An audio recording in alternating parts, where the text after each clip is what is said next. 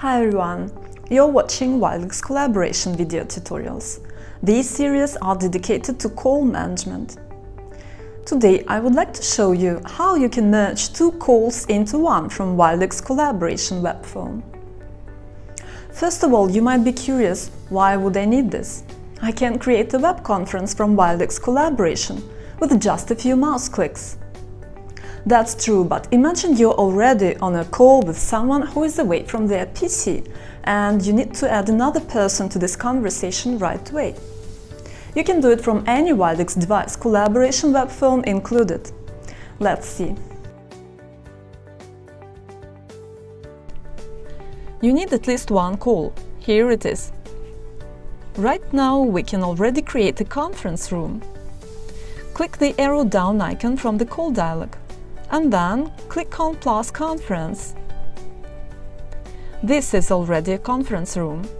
You can see that the conference has the title Conf-324, where 324 is my extension. That's because I'm the conference organizer. Now we can add someone else to this conference. To do it, first of all, I should call this person.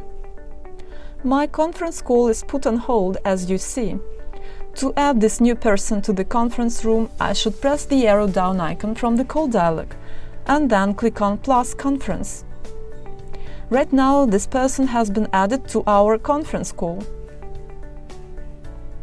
Now let's see how to end the conference call.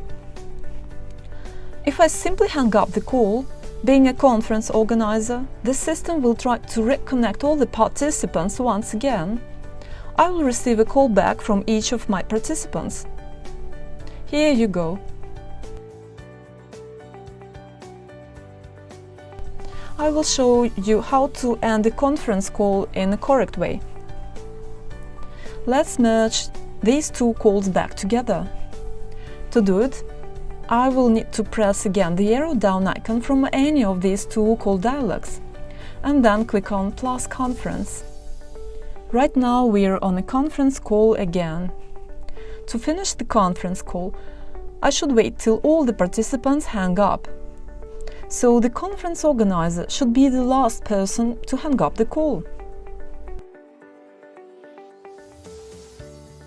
Here is one more useful tip. We have the feature code 98 that can be used by any user of the system to join the existing conference room. Please note that 98 is the default feature code for the conference. This value can be changed by your system administrator. And also, many systems are configured in a way that requires you to dial a prefix in front of any feature code.